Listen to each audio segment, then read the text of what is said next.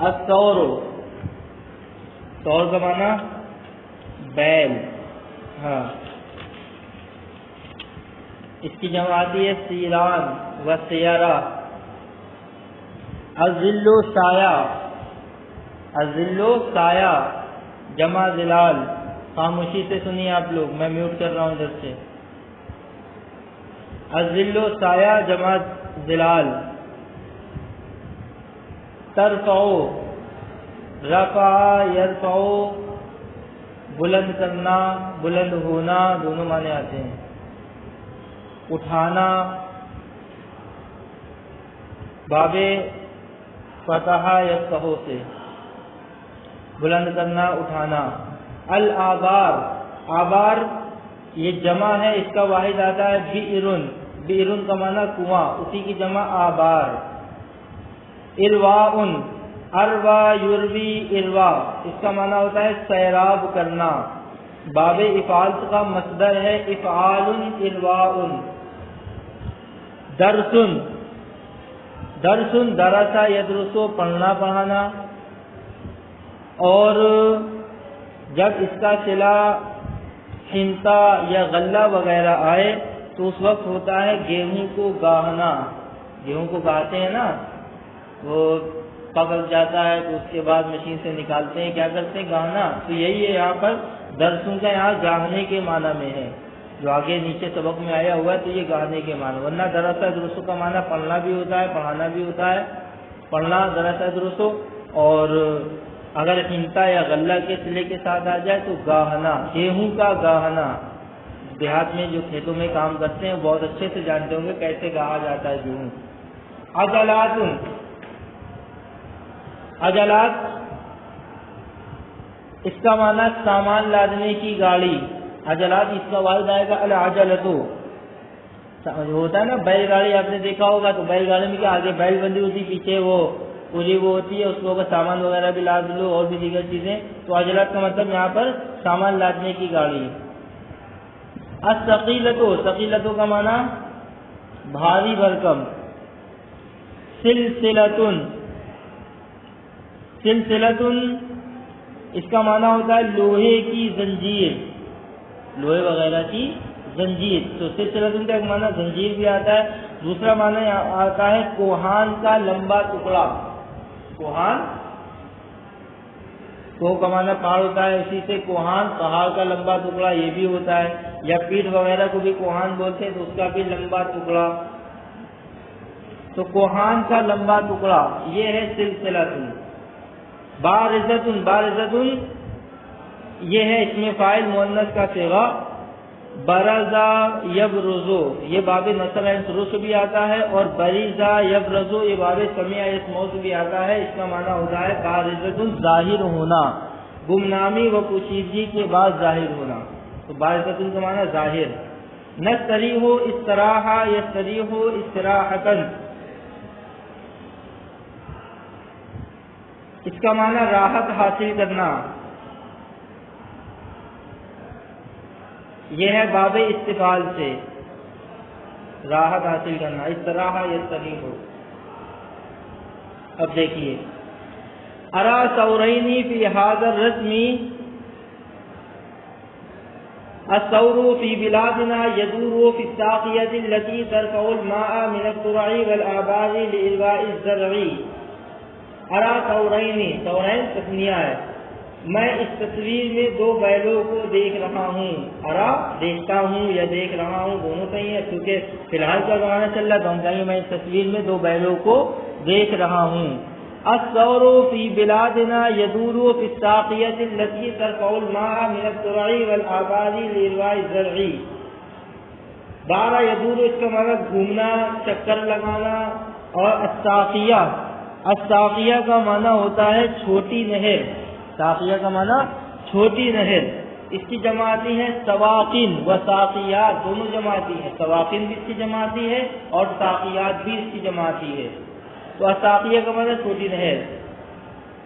ترفع الماء، ترفع کا معنی بتائی تھی اٹھانا، الماء پانی، الترعی، ترعتن کی جمع، اس کا معنی کھیت، آبار کا معنی کنواں،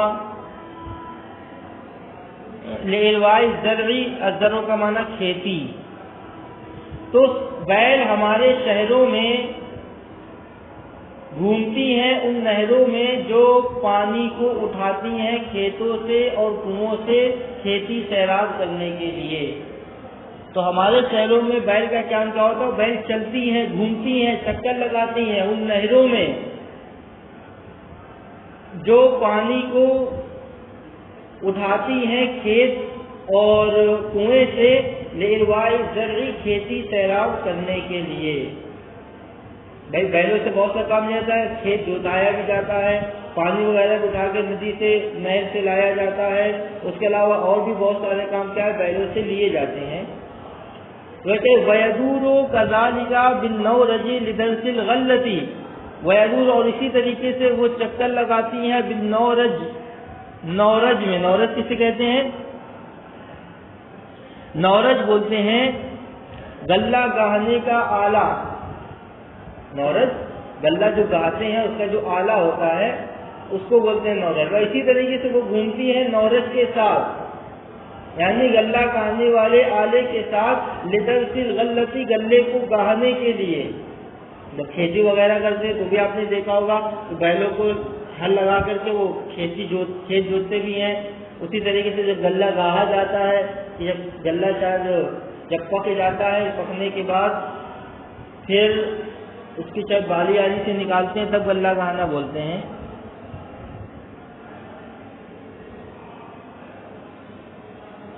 کیوں غلہ گاہنا کسے بولتے ہیں؟ کون کھیتی کرتا ہے آپ لوگوں میں؟ غلہ گاہنا کسے بولتے ہیں؟ میں تو کرتا نہیں. مشین سے جو بالیوں سے نکالتے ہیں اسی کو تو بولتے ہیں غلہ گاہنا، ہے نا؟ چلیے بس سمجھ گئے آپ لوگ، کافی ہے.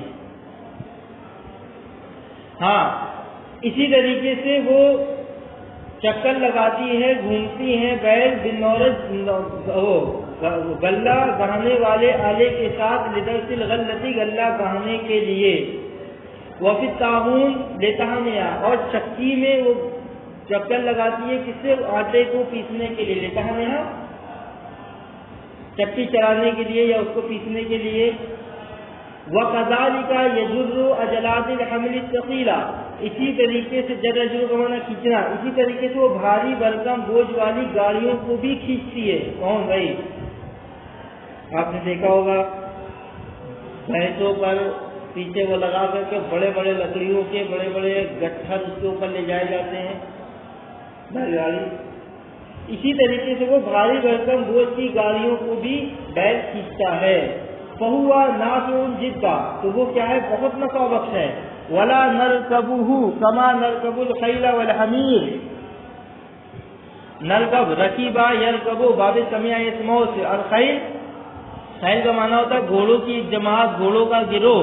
اس کی جمع آتی ہے خیول و اخیال، خیل کی جمع خیول اور اخیال. اور حمیر یہ بھی جمع ہے، اس کا معنی بہت سارے گدھے. اس کا واحد آتا ہے الحمار، اسی کی جمع حمیر. اور بھی بہت ساری جمع آتی ہیں. احمرہ بھی ایک جمع آتی ہے، اور حمور یہ بھی ایک جمع آتی ہے. حمورات یہ سب جمع آتی ہیں حمار کی. انہیں میں سے کیا حمیر بھی ایک جمع ہے. اور ہم اس پر سوار نہیں ہوتے ہیں جیسے کہ ہم گھوڑوں اور کھچروں پر یا گھوڑوں اور گدھوں پر سوار ہوتے ہیں، ایسے ہم ان پر سوار نہیں ہوتے ہیں بیل پر. کیوں؟